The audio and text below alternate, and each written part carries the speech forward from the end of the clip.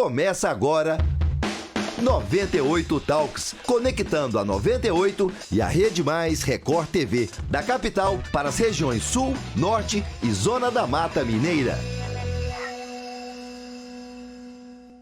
Bom, boa noite para você, sintonizado no 98 Talks. Mais uma vez é um enorme prazer poder dividir com vocês essa nossa conversa aqui do 98 Talks, notícia com muita opinião, no oferecimento de Distribuir Higiene, produtos e soluções inovadoras em limpeza, higiene e desinfecção para a sua empresa. É só você acessar distribuirhigiene.com.br. Na produção do 98 Talks, Vitor Duarte. Você pode acompanhar as principais notícias de Minas, do Brasil e do mundo no nosso site, no nosso portal 98live.com.br. Lá também tem a aba chat para você participar da conversa conosco. Hoje, exclusivamente conectados com a Rede Mais, afiliada à Record TV, e mais de 200 municípios do interior do estado. Mas você, na Rede 98, pode estar nos ouvindo agora, depois da Voz do Brasil, depois da jornada esportiva, que nós estaremos repetindo 98 Talks nesse horário para vocês. Participe conosco pelas redes sociais da Rede 98, Rede 98 Oficial, @Rede 98 Oficial, e os canais também da Rede Mais, @Rede Mais HD. Também pode participar enviando sua mensagem pelo WhatsApp, claro, da Rede 98, 31 99316 9898, 31 99316 9898. Ele estava sumido, havia especulações de que ele se reunia com Volodymyr Zelensky na Ucrânia, fora de Kiev, porque Kiev era um território que estava prestes a ser ocupado, mas não, ele estava mesmo em Varginha, descansando, e agora volta a falar conosco. Luiz Fernando Rocha, boa noite. Boa noite, Paulo. Eu, na verdade, estava com outro tipo de comediante, né? Não esse comediante, presidente da Ucrânia, estava com outro tipo de comediante. Sei que não é uma piada boa, porque a situação lá não está legal, mas eu tenho tentado acompanhar aí esses dias a evolução disso, né, que está acontecendo com o nosso planeta aí, tenho tentado me informar e tentei realmente ficar uns dias mais relaxado, uns dias mais descansado para voltar com tudo aí. Estamos de volta. Um abraço para você, para o Rodrigo e para o pessoal que nos acompanha na Rede Mais. Eu sempre ponho um pouco mais de leveza nessa nossa prosa, porque o mundo está tão tenso, tão carregado. As pessoas estão conversando de guerra como se a guerra fosse uma questão de motivação. Guerra não tem motivação política ou social. Guerra só é motivada por a necessidade do extermínio de quem é inimigo, pela obsessão ou pela ganância. Então, afastar um pouco essa ideia dessa guerra e tentá-la entender como, claro, um sofrimento muito grande para aquele povo que lá está, mas com um distanciamento da observação, porque senão a gente não consegue ter a grande lucidez de tudo que está acontecendo.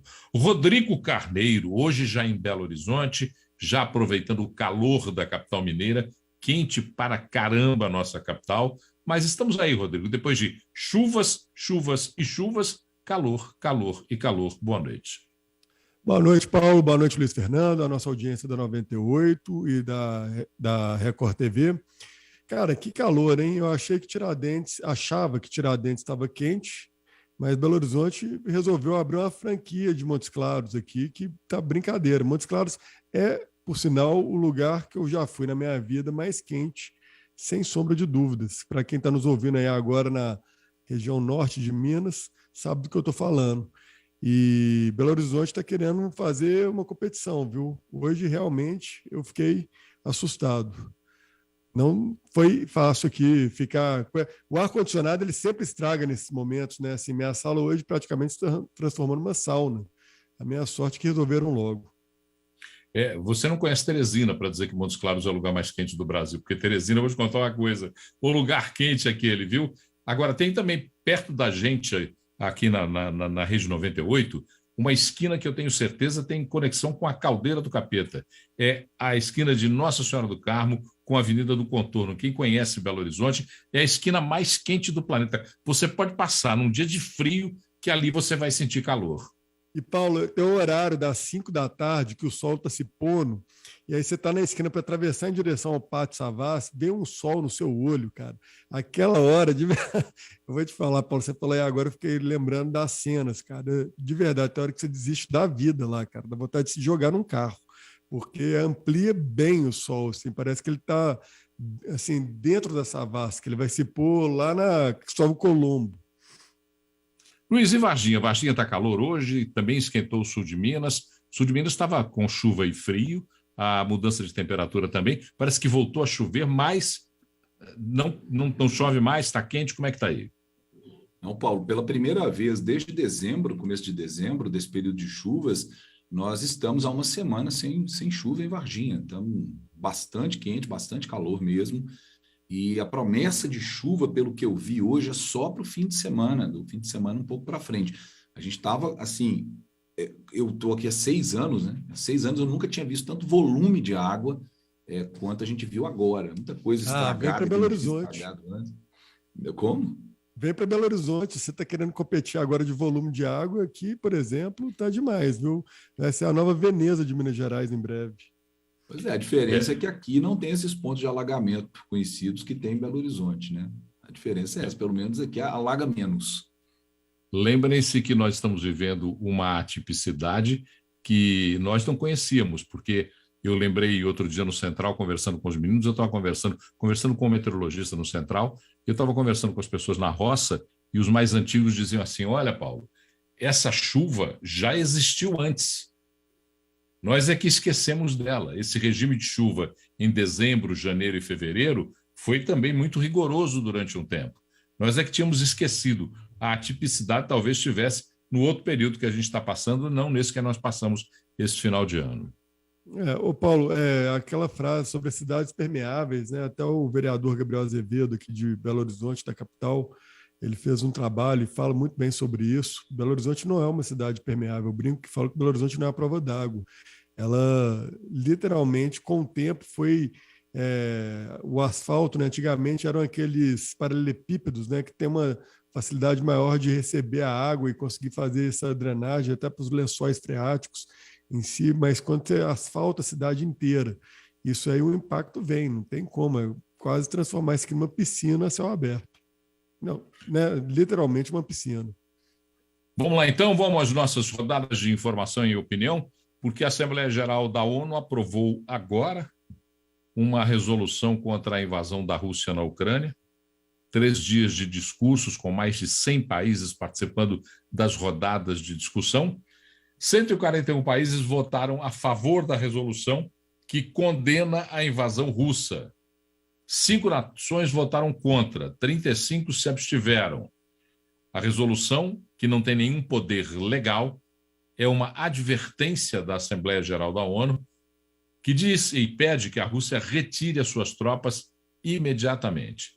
Não é uma medida concreta, direta, mas tem poder político, porque evidencia para o mundo, pelo número de países que votaram a favor dessa resolução, que a Rússia está se isolando nesse episódio. O Brasil votou a favor, a China se absteve. Há uma dicotomia de informações, nós já falamos sobre isso,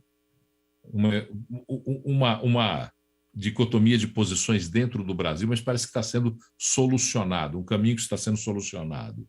Algumas informações vazaram em Brasília, falando a respeito da possibilidade de a cúpula do Exército ter interferido junto a Bolsonaro para que ele apoiasse a Rússia ou tivesse uma neutralidade e não fosse contrário à Rússia. Mas o Itamaraty, em consenso, depois de decisão, resolveu que estaria contrário à posição russa e votando a favor desse pedido da ONU de fim da guerra, de cessar-fogo. O ex-chanceler brasileiro Ernesto Araújo fez algumas críticas à posição do presidente Jair Bolsonaro, segundo ele, palavras de Ernesto Araújo, ex-chanceler brasileiro, ex-ministro das Relações Exteriores de Jair Bolsonaro, segundo ele, Bolsonaro estaria se manifestando muito favoravelmente a Vladimir Putin num momento perigoso, delicado das relações internacionais. Mas eu queria perguntar a você, Rodrigo Carneiro, esse voto do Brasil pela resolução da ONU, ele pode ser um indicador de que vai ter um afastamento do Brasil das posições russas nesse conflito? Paulo, não. Eu acho que, quer dizer, acho que o Brasil ele faz coro com o restante do planeta. Os 4 ou 5 que votaram favoráveis à intervenção russa, né, à guerra que a Rússia cisma em chamar de exercício, Paulo, não, como é que é? Exercício militar. Exercício especial militar, né, onde morre tantas pessoas, exercício mal feito esse, e de forma também despropositada. O Brasil está fazendo um coro com o restante do mundo, então qualquer tipo de afastamento que possa ser lido pelos russos do Brasil será lido com o restante do mundo também em coro. O problema é quando você anda sozinho, Paulo. Quando você está em maioria, significa que, teoricamente, a razão está ao seu lado. Luiz, tomar uma posição num conflito como esse, dizer, olha, eu sou a favor de uma resolução que pede o fim do conflito e a retirada das tropas russas, significa que o Brasil tomou um lado nesse confronto? Ele decidiu-se por condenar a ação de Vladimir Putin? O Paulo, eu acho que o Brasil até demorou demais para fazer isso, para tomar alguma posição. Eu entendo quando se fala, e eu confesso a você que eu não acompanhei os programas aqui dos 2 últimos dias, eu não sei se isso foi falado, como foi falado semana passada, mas quando o Claré, por exemplo, fala com a razão dele, dentro do que ele acredita, que o Brasil tem que se manter neutro, como sempre foi, eu acho que num caso específico como esse, onde tem questões humanitárias envolvidas aí, não dá para você simplesmente ficar neutro, né? O Brasil tem que tomar uma posição, sim, porque essa posição pode dizer algo logo ali na frente. Então, nesse momento, acho que o Brasil tomou, sim, uma posição, já que houve 35 países que se abstiveram, que não votaram, 5 países que votaram a favor da Rússia, e os que não votaram estão sendo considerados, não são considerados países neutros, né? São considerados países que não quiseram se comprometer. E entre eles está a poderosa China, que é uma dos 5 membros permanentes do Conselho de Segurança da ONU. Essa abstenção da China e mais o voto contrário da própria Rússia, né, fazem com que a ONU não possa tomar nenhuma medida formal, direta e objetiva contra essa invasão. Agora, gente, cá entre nós, é uma batalha, é uma guerra, é um confronto, talvez vocês concordem comigo, quem está nos acompanhando de casa também, em que lado nenhum tem razão, né? Na semana passada, quando você me perguntou se eu achava que tinha alguma razão de parte da Rússia ou da Ucrânia, quem estava certo ali, eu falei que eu tendo a achar que todo invasor está errado. Só por ele invadir, na minha opinião, já está errado. Eu acho que a Rússia está errada quando ela invade simplesmente. Mas a Ucrânia também, com a aproximação com a OTAN, com tudo aquilo que a gente conversou semana passada, os Estados Unidos exortando a participação da Ucrânia na organização do Tratado do Atlântico Norte, que sabe que é algo que provocaria a Rússia. Enfim, está todo mundo muito errado. Pessoas aqui no Brasil que não tem nada a ver com o governo, dando palpite. Aí você tem PCO brigando pela Rússia contra o MBL, que está brigando contra a Rússia. Você tem Sarah Winter, tinha que falado 2 anos atrás que o Brasil tinha que passar por uma ucranização, né? E aquele povo dela que apoia Bolsonaro. Enfim, cada um pensando de um jeito e a gente completamente confuso, né? Sem saber o que é de esquerda, o que é de direita nesse lado. Eu ouvi um deputado aí dizer que a Rússia, que a Ucrânia, o presidente da Ucrânia é um cara de esquerda. Como assim? Ele é ultraconservador, ele é tão conservador quanto Putin. Então as pessoas estão confusas, né, Rodrigo? O problema Putin não é conservador, não. Eu vou até interferir antes do Rodrigo. Putin não é conservador. Putin é um homem forte do poder russo, foi chefe do serviço secreto russo no período mais duro de ação do comunismo russo. Ele é formado dentro das práticas e ações do comunismo russo. E considerar Putin um conservador pode ser um grande equívoco nessa discussão. Louco, Paulo, ele é ultraconservador, ele é um ditador. Não, o ser ditador, existem ditadores progressistas e ditadores conservadores. O mundo já mostrou isso. Existem ditadores que se dizem libertários do seu próprio povo. Nicolás Maduro, Hugo Chávez, ditadores cruéis contra seus inimigos, faziam discursos a favor do seu próprio povo. Discursos pragmáticos, progressistas, não os torna progressistas, os torna de esquerda, que é diferente. Aí é aquela história que o Rodrigo sempre fala, é a esquerda se apossar do rótulo de progressista e a direita se apossar do rótulo de conservador. Você tem esquerdistas conservadores. Eu acho muito louco que em tudo isso que a gente fala sobre conservadorismo, eu estava lendo esses dias, a forma como é difícil realmente a gente ter interpretações que não estão erradas e nem são elas também literais, elas são interpretadas de acordo com cada momento, até porque as pessoas elas mudam, né? Então a gente pode interpretar atitudes deles no passado conservadoras, atitudes no presente progressistas, porque vai de acordo com a vontade e com a conveniência. A gente vê liberais conservadores que partiram do pressuposto onde o liberalismo nasceu do berço do iluminismo, onde colocava o autocentrismo, que era contra Deus e colocando o ser humano no centro do universo.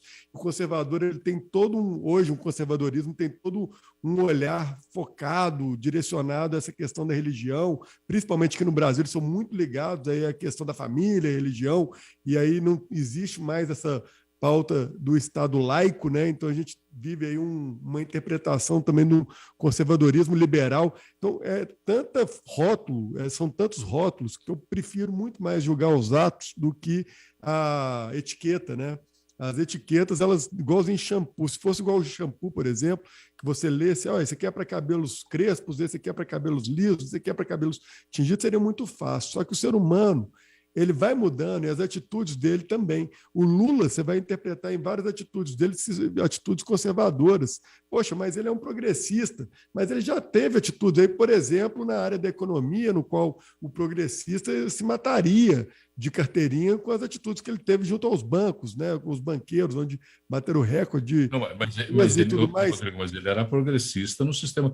A forma como ele via o mundo capital, ele reza pela cartilha dos progressistas, Paulo, mas o que distribuição social do dinheiro. Ele reza pela cartilha, mas as atitudes na área econômica em alguns momentos dele foram conservadoras e depois ele teve discursos extremamente progressistas que eram o próprio presidente Bolsonaro. Ele também fala muita coisa que a gente já criticou inúmeras vezes aqui. Ele fala inúmeras vezes coisas que não fazem o menor sentido, né, com relação aos atos dele. Então, a gente tem que tomar muito cuidado com o discurso versus a prática. Salvar banco para mim tem nada de progressista, não. Não que os bancos têm que morrer, gente, é óbvio que não. Mas muito mais no discurso conservador. Quando você coloca um empresário do calibre de José Alencar como seu vice para atrair empresários, você não está sendo um progressista. Cara, exato. Então, assim, nesse sentido, né? Mas você está sendo... E é tão louco, né, Luiz? Porque é tão difícil a gente falar sobre ideologia no Brasil, até porque o que os Estados Unidos leva vantagem? Quando você cria uma polarização ideológica, não estou aqui valorizando nenhum tipo de polarização, mas a ideológica ela faz sentido porque ela tenta aglutinar valores e percepções desde a área econômica à área social, no qual você consiga se conectar a elas. E aí sim você vai buscando uma coerência através do centro que consiga flertar aí com um discurso que faça meio que um papel moderador. No Brasil isso já não existe. Você tem tantos rótulos distintos aqui no Brasil e de novo, além do que não ajuda, são os candidatos que eles também não possuem uma coerência ideológica nos seus atos versus o seu discurso. E aqui não é uma crítica, é só porque realmente, para se entender e se levantar uma bandeira e você colocar no peito e falar, eu vou votar em fulano de tal porque eu sou progressista, você tem que tomar um cuidado. Porque, às vezes, a atitude progressista daquele candidato seu, que você espera nas áreas que lhe incomodam, não vão te agradar. Como bem lembrou o Luiz aí, com relação ao socorro ao setor bancário. Esse assunto vai remeter a 2 programas passados, onde eu e Claré fizemos um destaque muito grande sobre isso. O Brasil não tem cultura política. O Brasil não sabe o que é esquerda e direita sob o ponto de vista ideológico. O Brasil não sabe o que... levantei, Paulo, desculpa te cortar, mas é porque eu levantei, é só o Brasil que não sabe? Eu acho que o mundo inteiro está confuso com isso. Não, o mundo existe é o mais conservador dos democratas. Mas deixa eu te contar uma coisa, o democrata não quer dizer que ele seja progressista. O democrata tem viés de progressista, mas não quer dizer que ele seja progressista. Os Estados Unidos têm o tal do iliberal, que é conhecidíssimo como entendimento, como profissão de cultura política.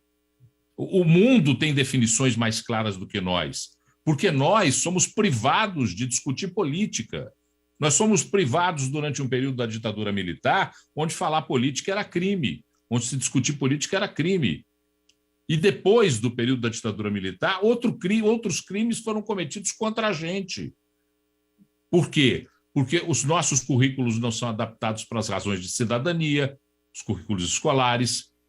O brasileiro tem medo do confronto direto sob o ponto de vista da política.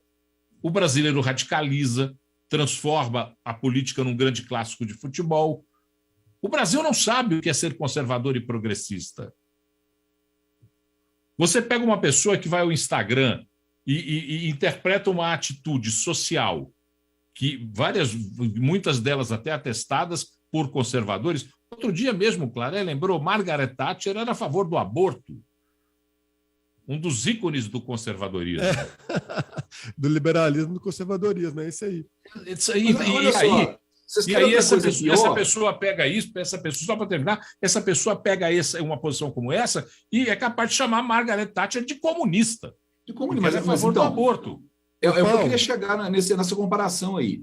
Teoricamente, então, se a gente for pelos rótulos, né, que o Rodrigo usou uma outra expressão, etiquetas, se a gente for pelas etiquetas, você vai entender que o comunista necessariamente é de esquerda, então, necessariamente seria progressista.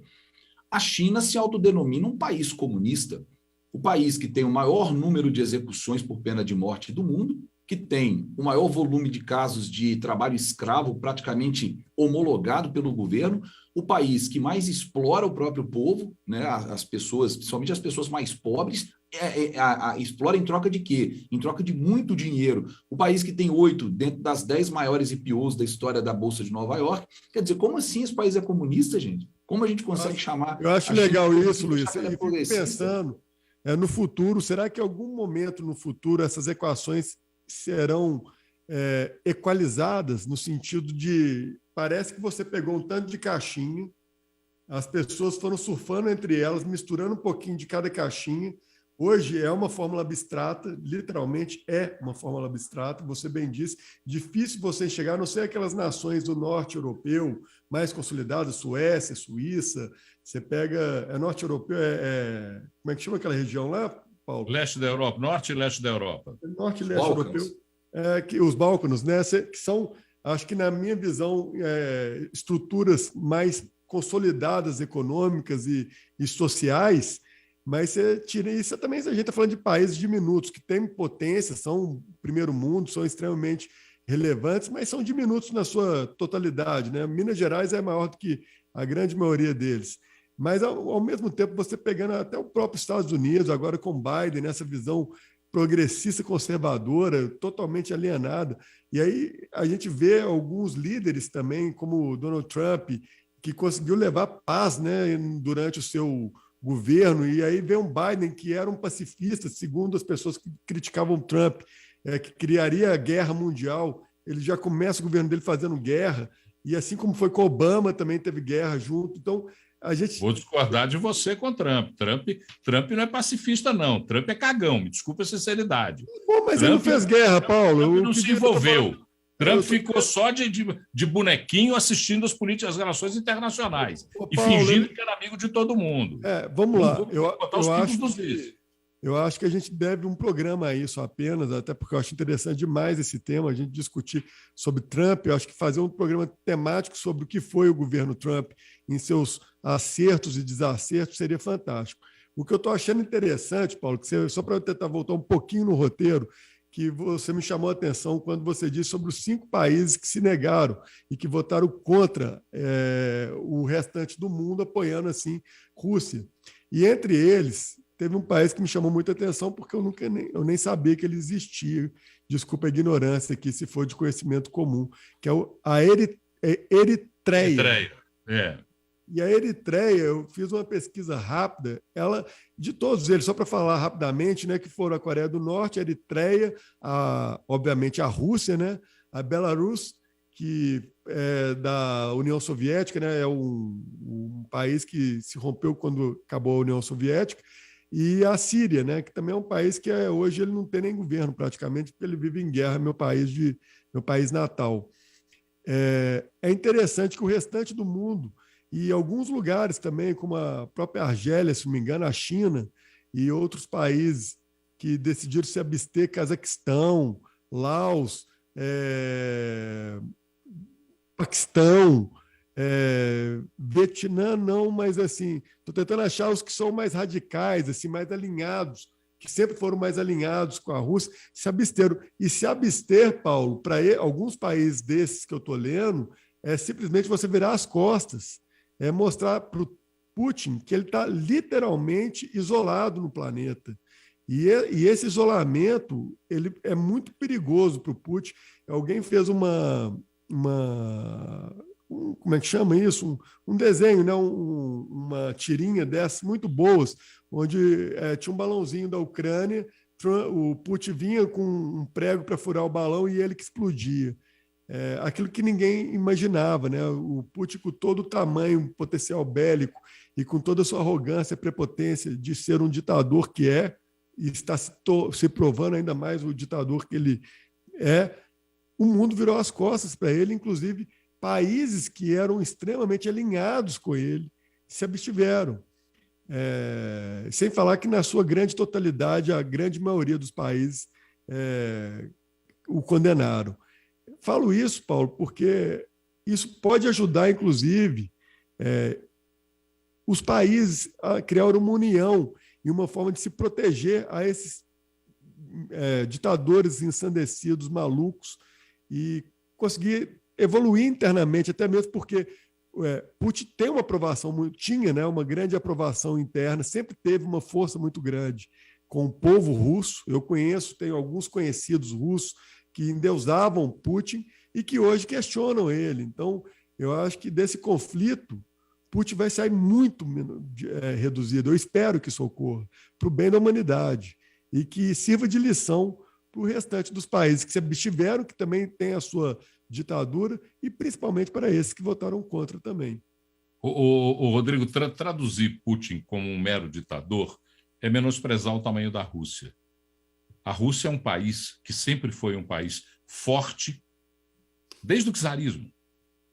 Desde os czares, sempre foi um país forte, um país que teve uma tradição de governantes com mão forte, que impunham decisões fortes ao seu povo e também nas relações externas. Eu queria observar 3 prosas aí. A primeira delas é que vocês se referiram aos Balcãs de maneira equivocada. Os Balcãs são Iugoslávia, Sérvia, Croácia, é o outro lado. Desculpa, é o norte europeu. É norte da Europa, países nórdicos e os Países Baixos. Aí sim, são aqueles países que ocupam ali o norte da Europa. Uma outra observação.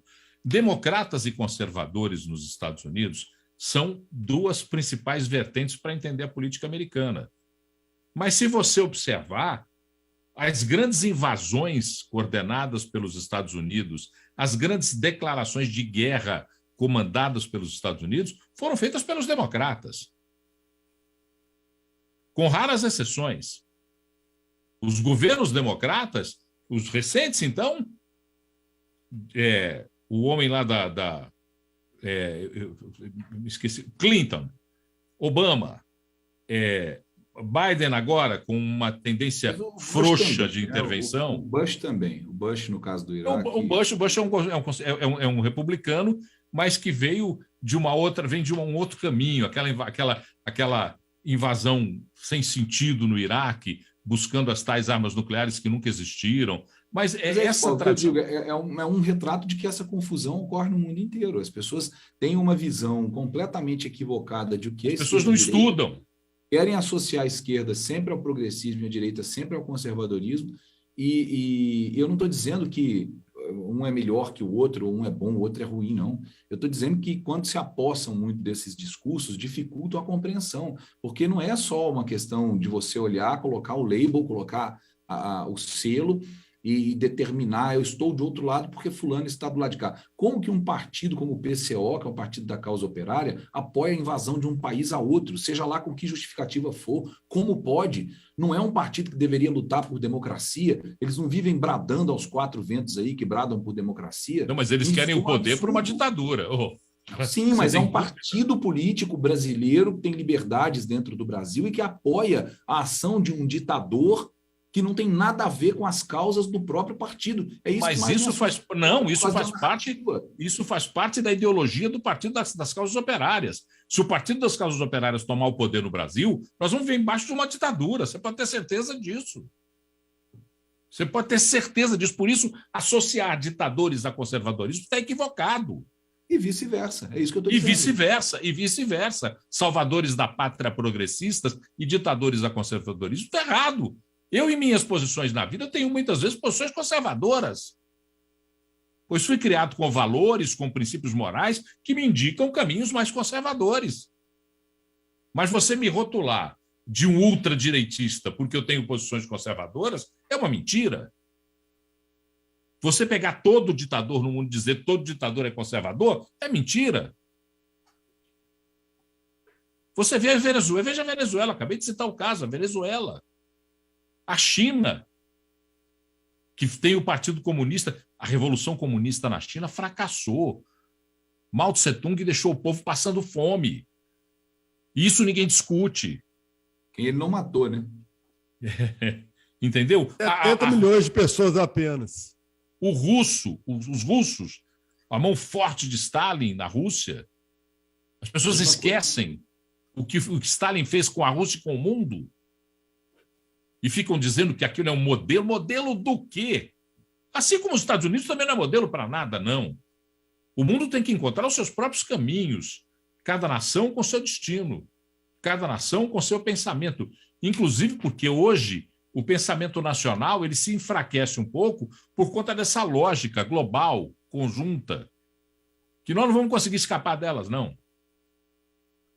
Nós não vamos conseguir mais escapar dessa lógica global. O nego fica falando em globalismo, isso é modismo, é falta de conhecimento do que é globalização. É desconhecimento pleno do que é globalização. Vamos mudar de assunto? Porque o colunista Lauro Jardim do Globo disse que o presidente Bolsonaro enviou um texto enorme no WhatsApp com o título A Única Verdade.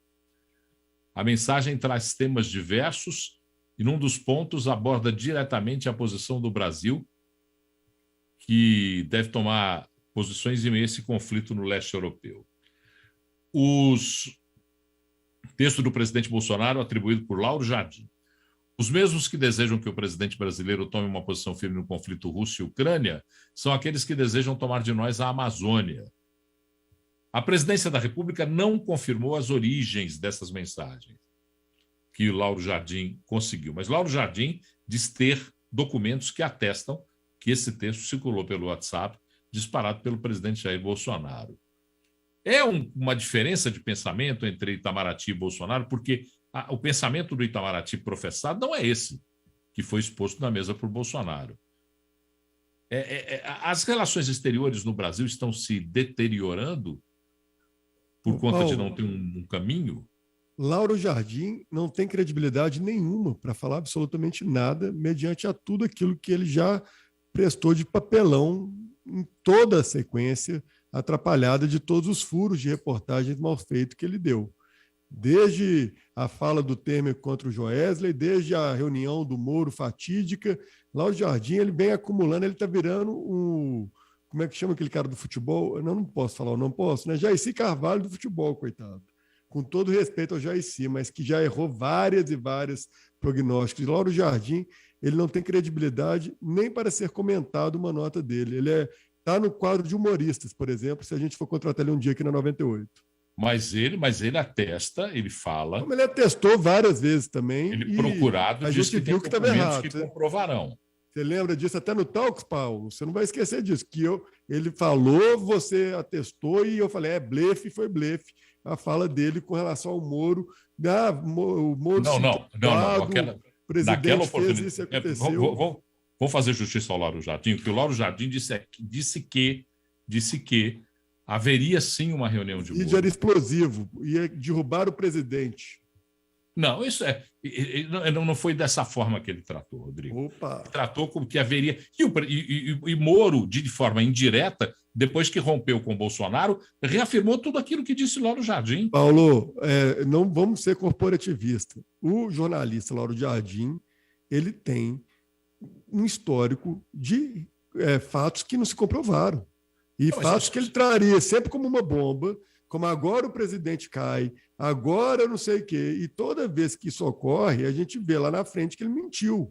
Ou que ele interpretou Rodrigo, de forma criativa, vamos falar assim, da melhor forma possível, com todo respeito ao jornalista. Ele Rodrigo, exagera, o que disse Lauro Jardim sobre Moro confirmou ipsis literis Paulo, numa entrevista ele ao falou Flow que Podcast. o vídeo que iria ao ar era bombástico e que as pessoas iriam ver o presidente fazendo com que o Moro ficasse acuado, obrigando o Moro a atender às suas necessidades. Foi essa a fala escrita, está na matéria. Eu vou achar a coluna dele aqui e leio para você. E, na realidade, quando a gente viu o vídeo, foi o famoso foguete molhado. Ponto, ele errou feio, errou rude. O que disse Lauro Jardim e que disse Moro sobre o presidente Bolsonaro, ele reafirmou numa entrevista, num podcast feito no Flow Podcast. Ele disse, mas não estava no vídeo. Então, assim, aí vamos considerar que o Moro pode ter pego uma carona naquela fala do Lauro Jardim para se vitimizar, coisa que nós sabemos também que o Moro é bom em fazer isso também. Aqui eu não quero virar, porque daqui a pouco eu pego mais peste de bolsominho possível, mas é porque quando a gente coloca o Lauro Jardim, Paulo, ele, na minha percepção, eu quero ouvir o Luiz Fernando, mas com todo respeito ao profissional, ao colega de trabalho, ele não tem essa credibilidade mais para criar esses temas e narrar isso. Eu não acredito nele. Como leitor, gosto de muita coisa que ele escreve, acho que ele é um excelente jornalista, mas essas tiradas que ele tenta emplacar toda hora não cola mais em mim. Eu posso me surpreender com essa de fato, mas até então as provas, os vídeos que ele tinha visto e tudo, nada mais é do que falácias, do que foi, né, na verdade. Gente, é muito eticamente, Rodrigo, é muito difícil falar de um colega, seja em qual situação que for, né? É difícil um médico falar de um colega. O médico pode estar vendo o erro e ele vai tratar de uma maneira diferente se um paciente procurá-lo, mas dificilmente ele vai simplesmente fazer declarações públicas contra um colega, porque existe uma questão ética envolvida, assim. Eu não tenho nenhum apego, nem o conheço, o Lauro Jardim, conheço outras pessoas que passaram por veículos que ele já foi colunista, editor-chefe, no caso da Veja, o Globo, mas desde 2015, quando o Globo manchetou que o doleiro Fernando Baiano tinha pago 2 milhões de reais como propina ao filho do ex-presidente Lula, por quem também não tem apreço nenhum, então não tenho motivo nenhum para falar isso aqui se não fosse verdade, e o Globo precisou de quase um mês para desmentir depois, e foi uma informação que o Globo manchetou, dada pela coluna de Lauro Jardim. Desde então, eu apuro 2 vezes uma informação que eu leio na coluna dele. Isso é verdade. E depois disso foram outras informações. Ele falou que o delegado Marcelo Bretas, no Rio de Janeiro, era o candidato do Bolsonaro à Prefeitura do Rio, e o Bretas veio a público para dizer que jamais se desvincularia da função dele. Não é delegado, não, é juiz da Lava Jato, né, no Rio de Janeiro, e garantiu que não seria candidato. Ele, em pessoa, disse isso, que não seria candidato jamais a nenhum cargo público, apesar também que não dá para confiar, né? Mas, enfim, era uma informação. O Lauro Jardim está quase se transformando no Noblar, está virando um blogueiro. Jornalistas que tiveram, na minha percepção, eu não sou jornalista, eu posso ser, não vou falar que eu sou antiético, não estou dando minha percepção aqui de leitor, né? Eu sou formado em comunicação e relações públicas, mas como leitor, e adoro ler.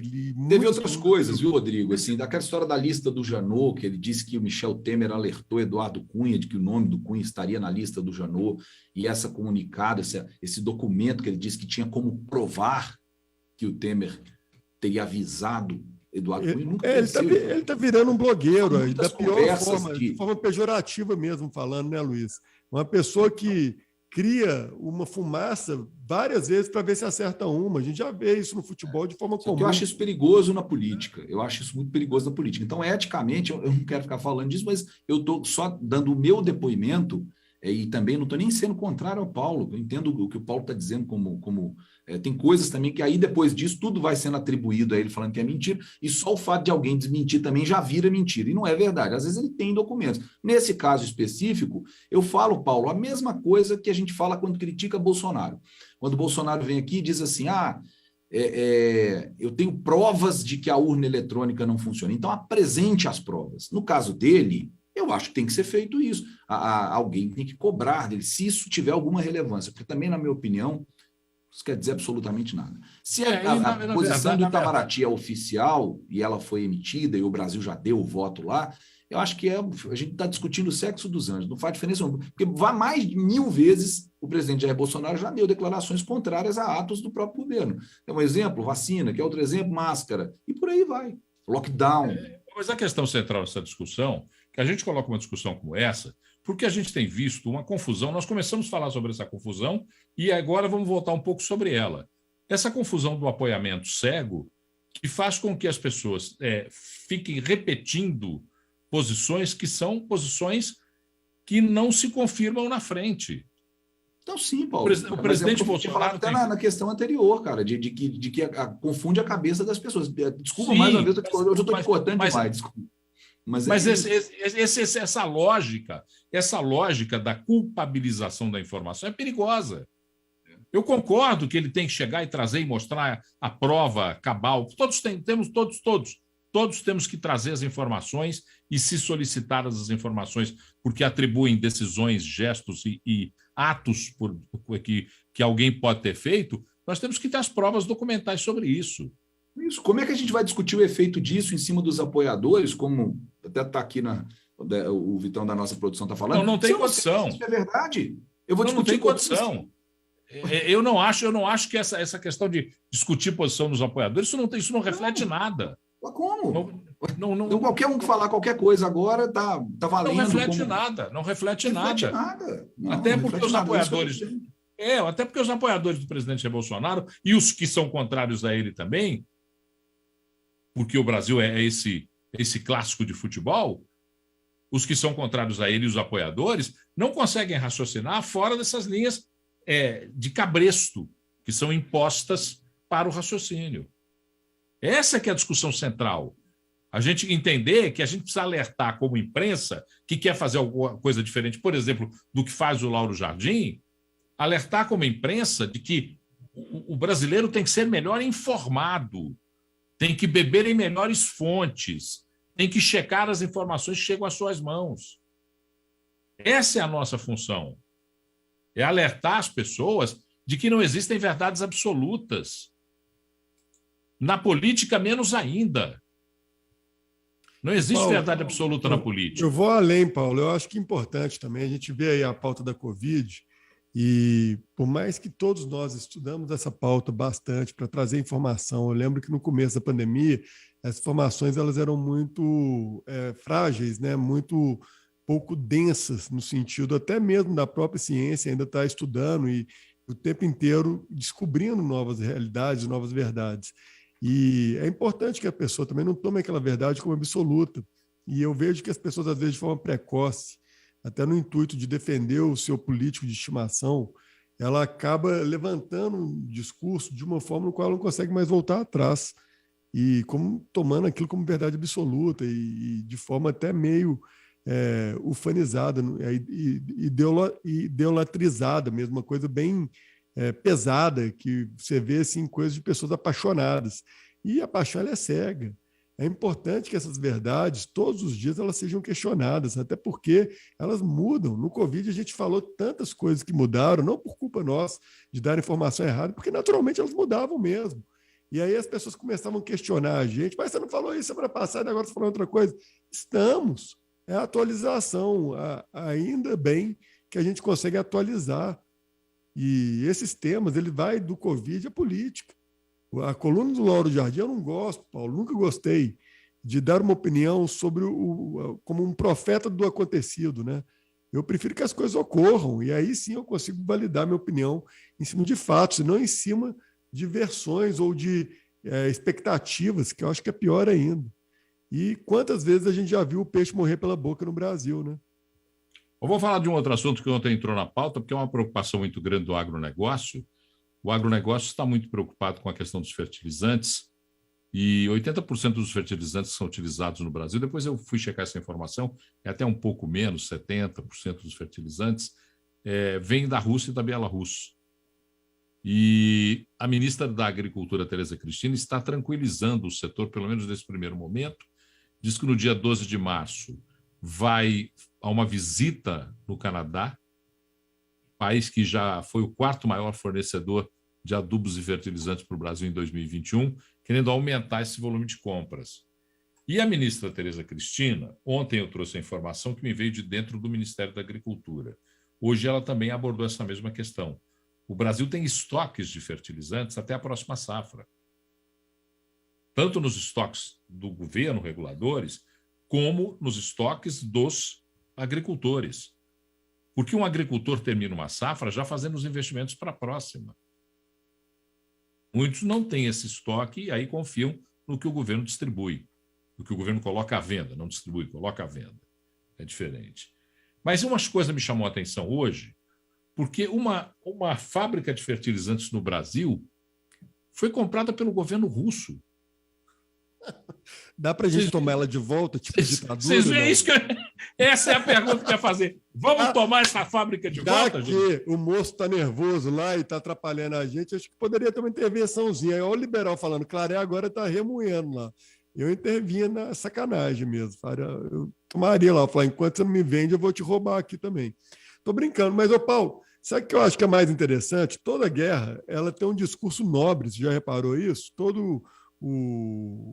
Aquela pessoa que está invadindo um país, ele evoca sempre causas nobres, causas que façam sentido à sua defesa, da sua proteção, sempre com um discurso que tenta colar aí um quê de racionalidade para algo que é irracional. Mas, no fundo, Paulo, todo mundo sabe, pelo menos os mais bem informados, que as guerras elas são baseadas em fatores econômicos.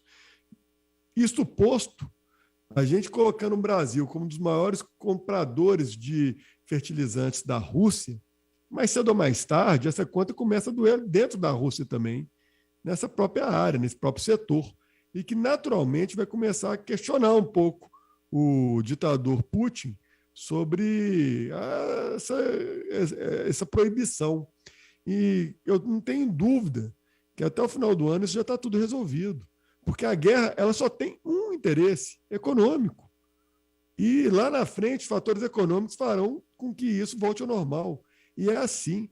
Não vamos nos enganar achando que também ele pode simplesmente virar as costas para o Brasil e para todos os outros países. Não foi só o Brasil que sofreu essa intervenção. Acho que todos os países que assim opuseram ao ditador Vladimir Putin, ele cortou não só o fertilizante, mas outras questões também, como o gás, como outros commodities que ele possui, que ele distribui. Mas, naturalmente, vai voltar ao normal.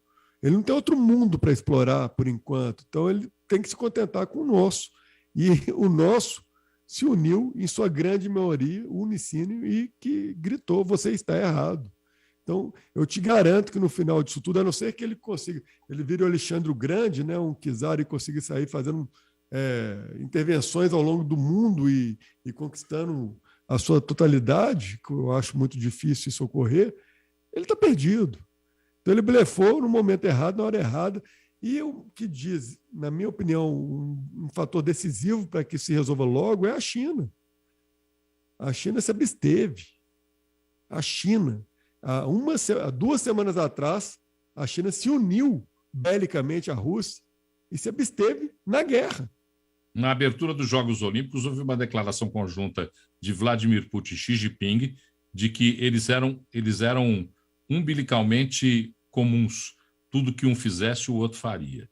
Se absteve, né, Paulo? Então, isso, eu não sei se eu estou emocionado com isso no sentido positivo dessa abstenção da China, mas deve dizer muito para o Vladimir Putin que ele está sozinho. Mas eu acho que é mais estratégica do que política.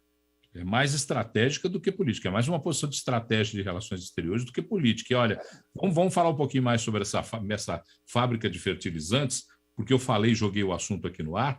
Em 4 de fevereiro de 2022, o grupo russo Akron, portanto, menos de um mês, ou um pouco mais de um mês, comprou a fábrica de fertilizantes da Petrobras em Três Lagoas, do Mato Grosso do Sul.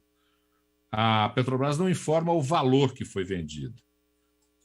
As construções estavam paralisadas por falta de investimentos, mas ela é considerada, pelo setor de fertilizantes, a joia da coroa. 90% da fábrica está pronta. Deve começar a operar e tem capacidade para produzir 3.600 toneladas de ureia e 2.200 toneladas de amônia. Essa questão é porque um grupo russo, Akron, comprou essa fábrica de fertilizantes da Petrobras. O que me chama a atenção, a Petrobras não é uma empresa mista que tem parte do governo. Então, o governo vendeu uma fábrica de fertilizantes quando nós estamos com problemas de compra de fertilizantes e dependência de fertilizantes. Não, agora está com problema, né, Paulo? Não estava antes, eu acho, né? Aí é até maldade. Não, mas esse desenho dos fertilizantes foi denunciado no final do ano passado. Quando começaram as tensões, começaram a se revelar tensões do regime da Rússia e sinalizando tensões para o mundo, já se discutia a questão dos fertilizantes. Só que essa viagem do Bolsonaro agora, que a gente classificou até de anacrônica, ela já estava programada justamente para tratar desse assunto, né? Do final do ano passado. Exatamente, no final do ano passado, Bolsonaro já fazia uma indicação dessa viagem, porque já se discutia a questão dos fertilizantes com a proximidade de uma tensão aumentando entre a Europa, os aliados e Vladimir Putin na Rússia. Essa questão de Vladimir Putin tem um outro desdobramento, Rodrigo. Putin tem, dentro do interno do Partido Comunista Russo, né, soviético-russo, ele se atribuiu a uma missão de, eu vou falar bem ironicamente, make the URSS great again. Ele tinha a missão de resgatar a União das Repúblicas Socialistas Soviéticas. A anexação da Crimeia, a forma como ele pressiona a Bielorrússia, essa invasão da Ucrânia, faz parte de um projeto da cúpula do Partido Comunista Russo de redesenhar a União Soviética. E isso agora fica cada vez mais claro. As intenções dominadoras, invasoras, e aí você tem uma série de países que hoje já têm autonomia clara, declarada, né? A República Tcheca, a Eslováquia, a Geórgia, vou esquecer a Moldávia, vou esquecer de alguns outros países. Só eu que acho isso muito 007, não, né? Não, isso é um tema de geopolítica. Só uma coisa rápida. A ministra Tereza Cristina confirmou hoje que vai ao Canadá semana que vem para tratar desse assunto, para resolver parte desse assunto, porque, segundo ela, a safrinha que já está sendo finalizada hoje no Brasil, já está sendo colhida, né, nesse momento. O que tinha que ser plantado nela já foi plantado. É o que o Paulo falou, o Paulo trouxe de informação, que o nosso problema é o que vem pela frente, mas nem na próxima safra, só no do ano que vem, talvez. E, de qualquer forma, acho que o Brasil demorou demais. Que país do tamanho do Brasil aceita depender tanto de um outro país que não é estável política, economicamente, e às vezes a gente duvida que seja até mentalmente, né, enfim, comandado por um cara há 20 anos, a gente depender tanto de um país só, para uma coisa tão importante que é o potássio para os fertilizantes da nossa safra, que significa para o Brasil segurança alimentar e um grande, mas tem uma enorme função econômica para o país. Acho que demorou demais para se tomar essa atitude. Só agora, 12 de março, ela já não devia estar negociando isso há pelo menos um ano, 6 meses, há 3 anos, quando começou o governo Bolsonaro. Acho que o Brasil marcou toca nisso aí. Aliás, mais uma vez. Mas para fazer justiça... A gente está marcando toca no tempo, viu, gente? Desculpa a informação aí. Só para terminar, no Ministério... Deixa eu ver o tempo aqui, porque eu fiquei distraído mesmo. O ministro da Justiça, agora, para encerrar, podemos encerrar agora, mas para fazer justiça, aliás, nenhum ministro da Agricultura se preocupou com a questão dos fertilizantes, que já é muito antiga. Rodrigo, Luiz Fernando, grande abraço, a discussão foi boa, tanto que a gente vai estourar o tempo. Está chegando aí na Rede 98, o Arena, e na Rede Mais HD, o Record TV, o Jornal da Record. Tchau e até amanhã, às 7h com mais uma edição do Talks. 98 Talks, conectando a 98 e a Rede Mais Record TV, da capital para as regiões Sul, Norte e Zona da Mata Mineira.